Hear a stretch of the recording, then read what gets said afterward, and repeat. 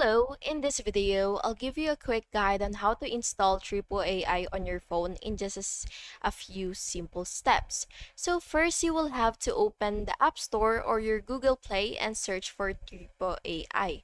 But keep in mind that Tripo AI might not be in some countries or it cannot support your device. So you have to make sure first that it is compatible to your device as well as your country.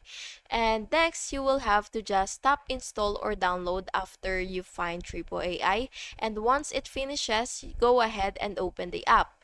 You will ask to sign in or create an account right from your phone.